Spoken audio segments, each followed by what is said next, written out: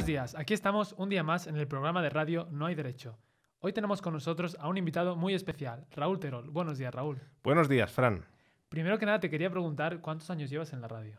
Pues en la radio llevo desde que tenía 14 años. En el año 1997 empecé a hacer mis primeros pinitos en la radio municipal y pues desde ahí que probé el medio de comunicación radiofónico, pues que me ha enganchado.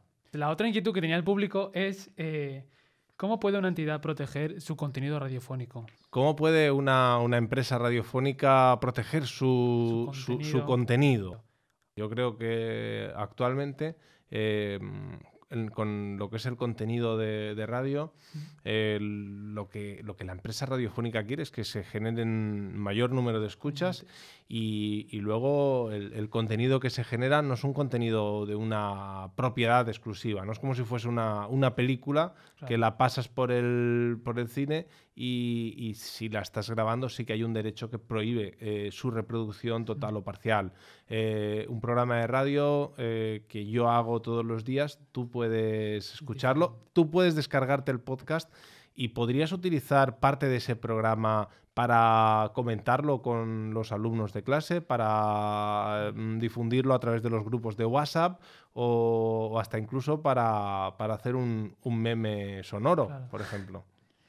Pues sí, la verdad es que estamos muy acostumbrados al mundo del cine, de la música, pero cuando se habla de la radio como que patinamos un poco. Sí, en este aspecto pues no hay una regulación, pero tampoco creo que sea excesivamente necesaria, porque con el uso del audio del programa de radio tú no te estás lucrando, no estás obteniendo beneficios, no estás vendiendo el contenido que yo hago en mi programa de radio a terceros. Por tanto, simplemente la reproducción de ese programa beneficiaría a la propia emisora y al propio programa, porque en el podcast serían más descargas y en el audio serían más oyentes. Claro.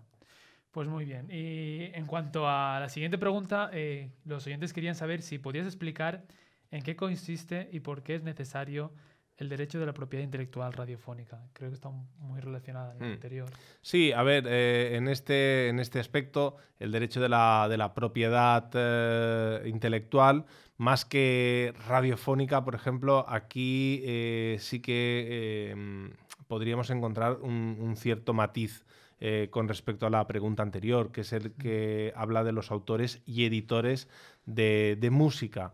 En este aspecto es muy importante y además es una de las preguntas favoritas por todas las conferencias, todas las charlas que suelo dar. Siempre una de las preguntas es ¿qué pasa con los derechos de autor en una emisora de radio, ¿no? ¿Quién cobra esos derechos de autor? ¿Por qué estamos pagando derechos de autor? Incluso ya al margen de la reproducción, el pago por los derechos de autor en la reproducción por la emisión de una canción en un bar, por ejemplo, vuelve a pagar el bar por reproducir esa emisora o esa canción que está sonando en la radio, de tal manera que se paga dos veces, uno por emitir y el otro por una difusión pública en un lugar público, ¿no? Entonces, en este aspecto hay varias sociedades que se encargan del tema de los derechos de autor, sociedades como la Sociedad General de Autores y Editores, la SGAE, una sociedad no exenta de polémica que luego dentro ya tiene su reparto de dividendos, no sé ya cómo se hacen. En ningún momento a mí me preguntan cuántas canciones pongo de Alejandro Sanz. Sin embargo, ni hay un contador de canciones en su oficina por las veces que se reproduce y por tanto debe cobrar X o más o menos, una cantidad mayor o menor, ¿no?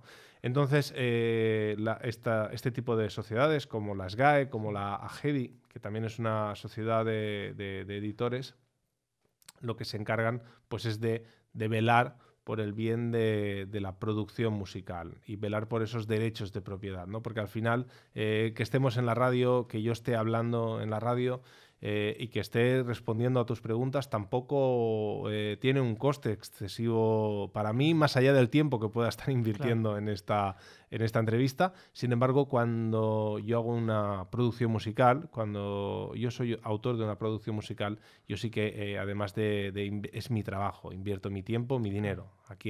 Aquí puedo estar aprovechando tu gran índice de audiencia para promocionarme. Vale, y sin irnos de este tema, los oyentes querían saber si has tenido algún problema alguna vez en tu carrera con el tema de la propiedad intelectual radiofónica, si alguna vez te han podido reclamar. Sí, una vez vino la Guardia Civil, entró en el estudio, se me llevó detenido. No, que va, bromas aparte. Me lo estaba creyendo. No, que va. En absoluto, no. Jamás he tenido un problema con este tipo de impuestos, al margen de poder estar más de acuerdo o menos en la cantidad que se paga y sobre todo por la manera de valorarlo, ¿no? Porque cuando estamos hablando, he dicho que me he dedicado al tema de emisoras pequeñas, emisoras locales, municipales, con poca audiencia y con poca cantidad de ingresos.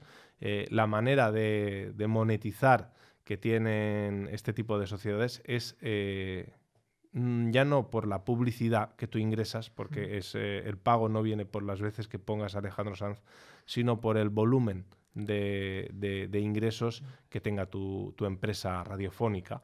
En el caso de una empresa pequeña, como no va a llegar a ese volumen que ellos consideran que será adecuado y a partir del cual empiezan a tarificar un tanto por ciento, por tanto lo que se hace es poner una especie de canon. Claro. Y, por ejemplo, si es una cantidad irrisoria y tienes que pagar el 3% de una cantidad irrisoria es una cantidad muy irrisoria. Claro. Por tanto, el tema estaría aquí en que tú tienes que pagar un canon y, evidentemente, a partir de ahí, en base a los ingresos que tú puedas generar a nivel de publicidad, pagarías mucho más. Me están comunicando que ahora mismo somos trending topic en Twitter. Bueno. Yo creo que donde va Raúl Terol hay trending topic. Esto ya es como una costumbre. Rauteo lo peta. Sí. Pues nada, yo creo que esto sería todo por hoy.